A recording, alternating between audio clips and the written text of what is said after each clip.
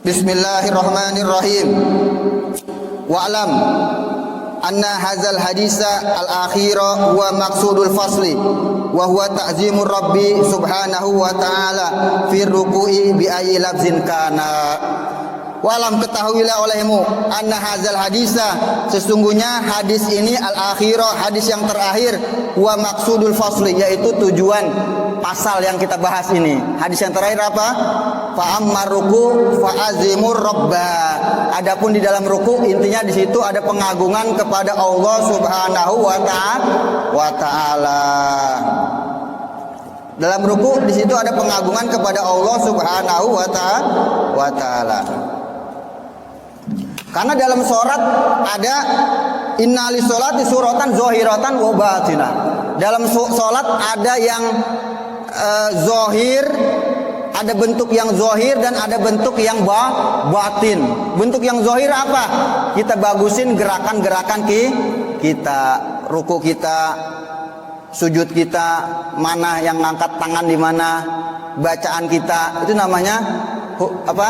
Dalam sholat ada bagian-bagian yang zohir. Dari diri ke ruku kapan berhentinya? Baru mulai Allahu Akbar. Udah lempeng baru bar. Itu namanya kita bagusin surah bentuk sholat kita yang zohir tuh. Jadi sholat inna fis sholati suratan zohiratan wa haqiqatan batinah. Kalau udah zohirnya aja nggak bener, otomatis batinah juga nggak bener. Ada hadis ketika ada orang di zaman Rasulullah SAW lagi sholat garuk-garuk jenggot mulu, dikit-dikit jenggotnya dipegang, dikit-dikit jenggotnya dipegang. Apa kata Nabi? Itu orang kalau khusyuk mah nggak begitu model sholatnya, gitu. Orang kalau khusyuk nggak begitu model sholatnya. Paling nggak kita belum bisa khusyuk, belum bisa azimu rabbah, belum bisa mengagungkan Tuhan kita dalam sholat. Kita belaga-belaga khusyuk. Khusyuk bagaimana dalam arti gerakan kita benerin tuh. Bagaimana diri kita? Diri itu menghadap tempat sujud kita ke bawah. Udah kita ikutin apa pelajarannya. Sholat itu dirinya ngadep mana? Ngadep pandangan kita ke tempat sujud. Udah tempat sujud, dirinya tegak. Jangan mentang-mentang ngadep ngelihat tempat sujud, dirinya mencong. Jangan. Tetap dirinya mah tegak. Ya, kalau bisa kaki kita dua-duanya ngadep kiblat tuh. Jangan kaki terlalu mengkang, ujung-ujungnya nggak ngadep kiblat. Jadi kakinya kalau bisa begini ke kiblat nih. Kan kadang orang terlalu ngengkang begini nih. Kemana itu jadinya? Satu ke sono. Itu kadang orang kurang perhatiin tuh sholatnya. Jadi ketika anggota badan kita, zohir badan kita ajak ibadah dalam sholat, itu ada pahalanya juga tuh. Karena anggota tubuh kita ikut ibadah. Bagaimana ngangkat tangannya? Nih Allahu Akbarnya, nih ngadep kiblat. Gimana posisi jari-jari kita tuh? Jangan terlalu renggang, jangan terlalu rapat, sedang-sedang aja. Itu semua ada namanya surah zohiro. Bentuk yang zohir dalam sholat kita kudu juga kita bagusin. Adapun surah batinah, bentuk daleman batin sholat kita, yaitu diantaranya mengagungkan Allah Subhanahu wa taala di dalam sholat tuh. Hadir hati kita serius dalam sholat kita sempurnakan ikhlas kita, dan juga kita merenungi apa yang kita baca atau merenungi apa yang imam baca. Itu namanya surah batin dalam sholat.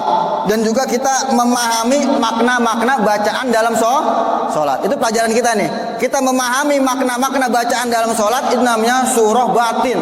Bentuk batin kita di dalam sholat tuh. Nah, ini nggak ngerti-ngerti bagaimana? Ya udah dah, solusinya sholat jamaah aja udah. Yang penting cara-caranya bener.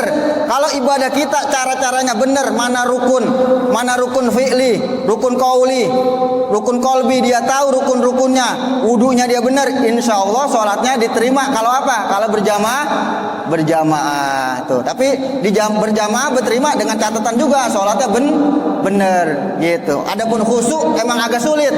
Paling nggak kita belum bisa khusyuk, belum bisa kita azimu rabbah, belum bisa kita mengagungkan Tuhan kita. Paling nggak kita berjamaah gitu.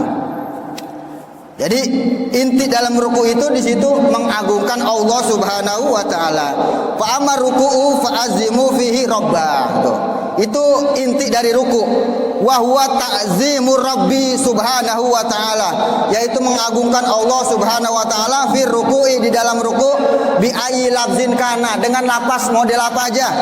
Walakinil afdalu ayyajma'a baina hazil askari kulliha, tetapi yang paling afdol ayyajma'a, dia menggabungkan. Walakinil afdalu, tetapi yang paling afdol ayyajma'a baina hazil askar, dia mengagungkan antara zikir-zikir ini kulliha, semuanya, intamakana, jika dia bisa, intamakana, jika memungkinkan, min zalika, daripada menggabung itu, bihaisu, sekiranya la yasukku ala ghairihi, sekiranya tidak memberatkan yang lainnya.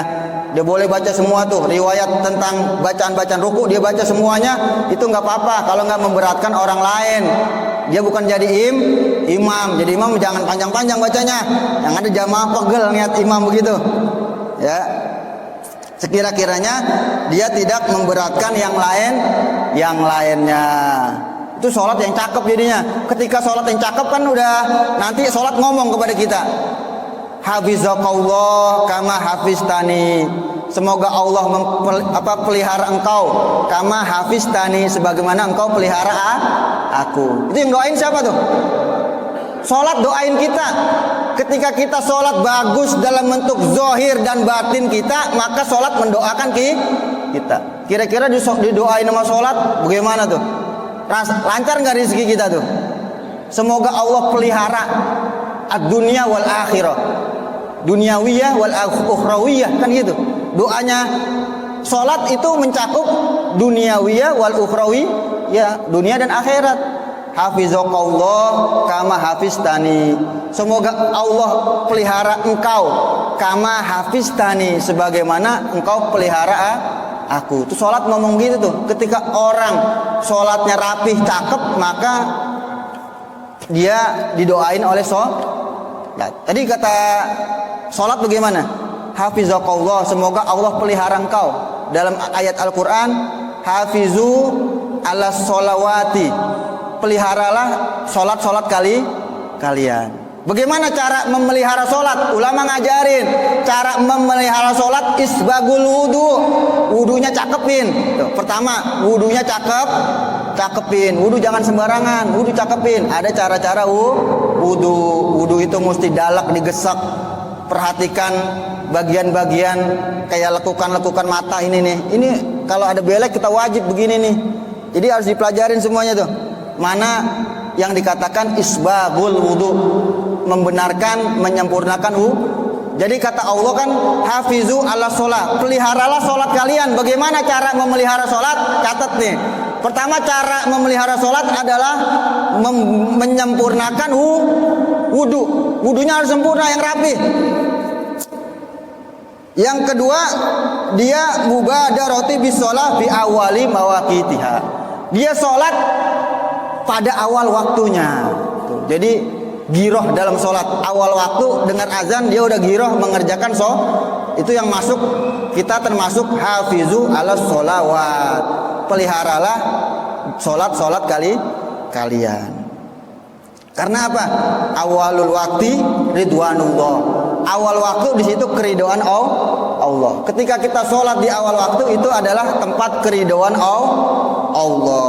Wa akhiruhu afwullah, akhir waktu itu adalah ampunan Allah. Kenapa kita sholat di akhir waktu atau kelewat waktu? Itu namanya ampunan Allah, karena kita sudah melalaikan sholat. Karena sholat seharusnya apa? Segera dikerjakan di awal waktu tuh. Jadi bagaimana cara memelihara sholat supaya kita dikatakan nanti didoain sama sholat? Hafizakallah kama hafiztani. Bagaimana? Pertama tadi menyempurnakan wudu atau toharoh, menyempurnakan toharoh. Bagaimana najis kita perhatiin. Sholat ada, katakan ada semut di kantong kita yang mati, nggak sah sholatnya karena itu najis. Semut itu najis. Satu semut ada di baju kita, dia mati, itu sama saja kita sholat membawa najasah, membawa najis tuh. Hati-hati tuh, sholat ada semut mati di kantong, itu nggak sah. Karena apa? Hamlun najasah, dia membawa najis tuh. Walaupun itu darah yang nggak mengalir. Jadi ada hewan darah mengalir, dia enggak dimaaf di badan tapi dimaaf di air. Kalau di air dimaaf, ada semut lagi ngeteh atau nyemplung atu, itu dimaaf tuh, boleh airnya kita minum, bukan najis. Tapi kalau di badan enggak dimaaf. Dalam sholat ada semut atau ada laler mati di kantong kita, itu enggak maaf, namanya hamlun najasa. Kita masuk kategori membawa najis, nggak sah tuh. Dan juga yang berikutnya, supaya kita didoain nama sholat, kita serius atau fokus khusyuk di dalam sholat, itu aja tuh, supaya kita masuk dalam ayat Allah, hafizu ala sholawat, peliharalah sholat kalian, itu dengan kamalut toharoh, menyempurnakan wudhu kita. Terus apa lagi? Mubadarah, kita bersegera di awal waktu. Yang ketiga, kita fokus serius di dalam sholat kita. Kita perhatikan mana bentuk sholat kita yang zahir, mana bentuk sholat kita yang batin, supaya kita masuk dalam hadis Rasulullah Shallallahu Alaihi Wasallam, hafizakallah kama hafiz tani. Semoga Allah memelihara ente sebagaimana ente memelihara aku. Insya Allah kalau Allah sudah pelihara dunia kita, lancar nggak rezeki kita? Lancar insya Allah, yakin, karena kita udah didoain oleh sholat kita. Akhirat juga insya Allah kita selamat. Wallahu a'lam bishawab.